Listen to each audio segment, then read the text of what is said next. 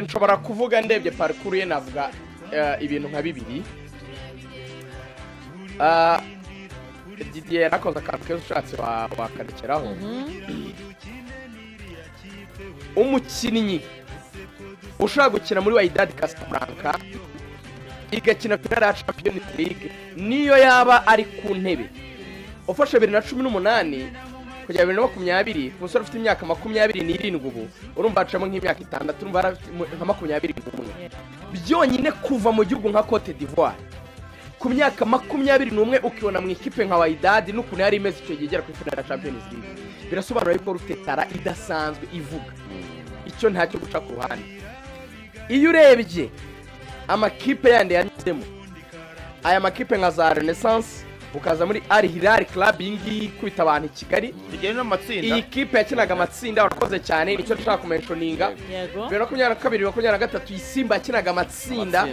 none ukajya muri Rayon iyi kipe turi kuvuga Rayon ni ikipe ikomeye. Ni ikipe oya ikina mu Champions League ya Asia yigeze no gutwara icyo nakwita Confederation ya Asia. Rayon ushobora no guhita ndeba umwaka ko ndabyibuka neza cyane ari n'igihe bigeze gukina n'ikipe ba Cristiano Ronaldo. Let me look Rayon nibuke neza ntuza yayo ndeba umwaka batiyemo igikombe cya yes umva ukuntu biteye nk'ubu muri mu bikombe bafite batwaye kugira ngo rero ukuntu ikipe ibikaze 2025-2026 yatwaye igikombe cya Leta Zunze Ubumwe z'Abarabu ya champion. Yego yabaye champion makipe 18 urumva iyi kipe ya Rayon turi kuvuga Tindeho cyane kugira ngo iyi rero urumva ko kuba ari ikipe byonyine iri ku rwego rwo gutwara yakina igatwara ibikombe ni ikikwereka ko atari ikipe iri aho ngaho y'agakipe bari. So 2024 yatwaye cyitwa yarakirimo Soccer for the best Middle East club yabaye ikipe nziza muri Middle East yatoye ikipe nziza muri Middle East 2024 kugira ngo rero urebe ukuntu ari ikipe iri seriye ni ikipe mu by'ukuri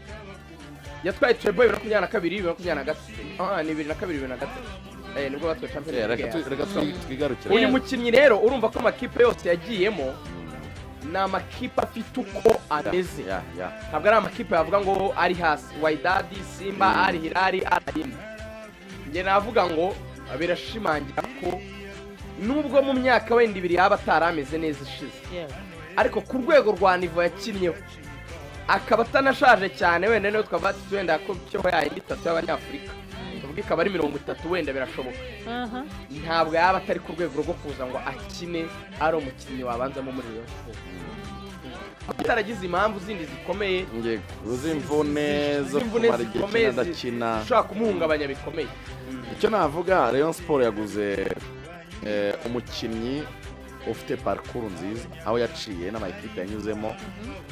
nkuko Rugaju yabivugaga ntago ari amakipe yoroshye ariko nge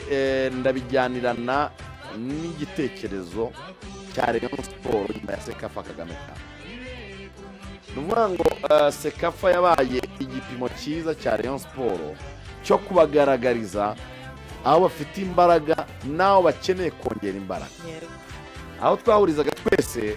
nuko twabibanaga ko muri defense yabo hakirimo ibyo gukosora. Ndabyibuka Rayon Day kirangira Rugaju twarakoranye yego avuga ati simbona amatumo nuza gufasha ikipe ya Rayon Sport mu bwugarizi. Uribuka ibintu nababwiye muri match ya Jamus yabereye Igicumbi nababwira ngo umwe mu bayobozi yavuze ngo dukeneye gukora muri defense. Icyo gihe navuze uti yego ibatsinze 4 ariko binjijwe bitatu. Nuvuga ngo defense ya Rayon Sport nubwo muri Sekafa Kagame Cup itatsinze ibitego byinshi ariko nuko yari ifite mediane nziza yabaziye wa mugani n'umuzamu bakabafasha ariko ubundi muri defense twabonagamo inenge kandi nabwo urumva twabonagamo ibihanga yesa kusorera hafi ibitego 2 babatsinze wabonaga ko nyine ari nabwo yesa kusorera hafi kuko icyo gihe uvuga hakinaga Matumona aravuga ati kamfe kuzanamo Didier kibaho hari icyo yakosora erega bivuze ngo kuri Matumona cyari ikibazo gikomeye cyane kugeza ubwo yazanye Didier yari yarazanye nk'umusimbura w'aba babiri birangira mubanjemo reka tumenye ibanga igitekerezo n'ibyari Matumona ibintu byararangereye twahise buri munsi twavuganaga na hari ingingo buri munsi barangira amasaha twivuganira y'ijoro akenshi mu masaha dusanga iri gutyo ni umuntu wakubwiraga ngo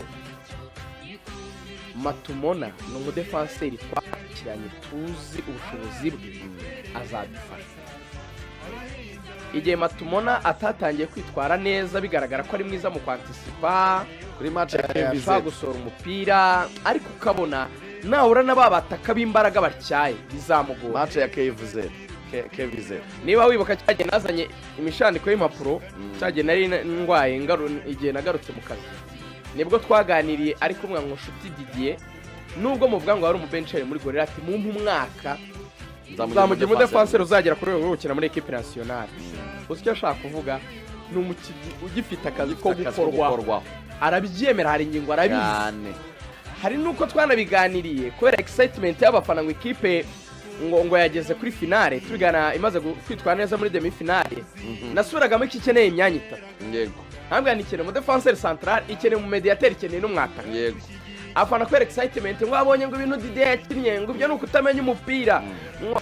ngo umwataka ngo ubuse ngo umwataka ngo kamini ngo numuswa hehe ngo ntimuba muzi umupira ngo nohese ngo ubona ngo adakora ku mipira akije bivuga kuri umufana nyine kandi ndakumva ariko n'ubu ngubu hari ingingo aricara akavuga ati biragaragara yuko nitujya kuri nivo zo hejuru niyo ukunda gukoresha rya jambo ry'igifaransa kuri varize akavuga ati hari ahantu bigera ukaba udashobora kuri varize ino nivo y'abakinnyi bari bafite y'aba central defender bari bafite ntabwo umbwira ngo reka tuvuge Rayon Sport yinjiye mu matsinda ufite match 6 ugiye gukina n'amakipe nawe yabaye neza ku mugabane wa Afurika reka tuvuze umaze guhura na APR yamenyeranye yafatishije uri kwibwira yuko byoroshye cyane kwizera muri Matumona na Didier ntabwo byakunda kugera rero ngo wizere yuko ikipe ikomeye